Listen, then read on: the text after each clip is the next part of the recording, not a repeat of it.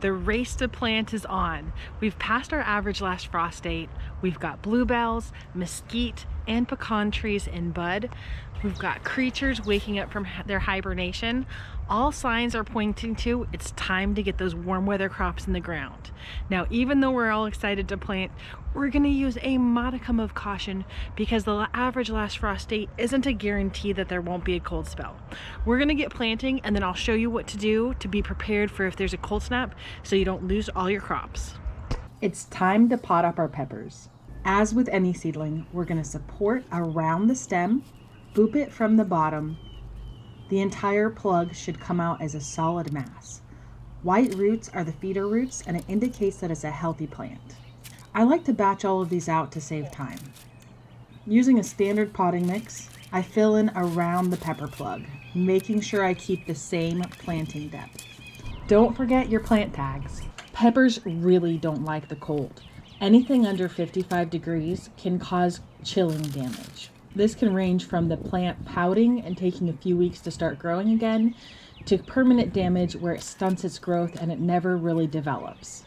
I'm bringing my peppers out during the day when it's nice and bringing them inside if it's going to drop below 55.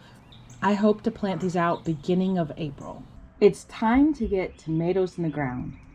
While we have a long growing season, tomatoes won't set fruit if temperatures get too high.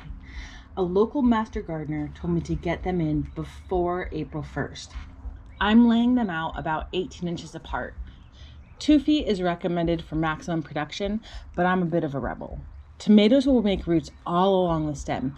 We want to take advantage of this so we have a robust plant. Dig a deep hole. Remove the lower leaves and plant up to here. Support the roots as you tip out the plant, and you should see nice, clear, white roots. These are the feeder roots that allow it to grow. Tomatillos are planted the same way, but make sure you plant 2 or they won't cross-pollinate and you won't get any fruit. I'm planting a selection of cherry, sauce, and slicing tomatoes.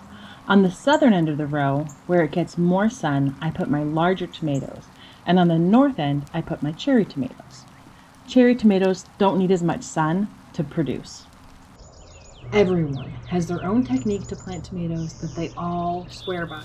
I like to add a little bit of Epsom salts and some fertilizer to the bed. Do what works for you. To protect your plants on a chilly night, create a simple cloche using a knife to start the cut, then scissors to remove the rest of the base. You can use this to protect your plants on a chilly night.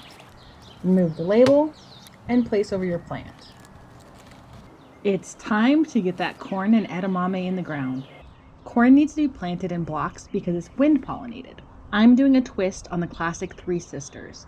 I find that I can't plant my corn early enough to let it get established for green beans to climb up them without choking them. So this year I'm trying a cousin of green beans, edamame. It is also a member of the legume family. Edamame grows as a short bush, but it also fixes nitrogen, just like green beans do. So I'm hoping that it will all work out and I will finally get corn and edamame this year. I'm planting the corn about 12 inches apart with edamame in between. My rows are spaced about a foot apart. I still want green beans, but I'm growing them up a trellis instead of the corn. Plant them about 6 to 8 inches apart and about 3/4 inches deep. Cover them over and they're ready to go. In between the trellises, I'm planting bush beans, which also produce green beans but won't need a trellis to climb. It's round 2 on chickpeas.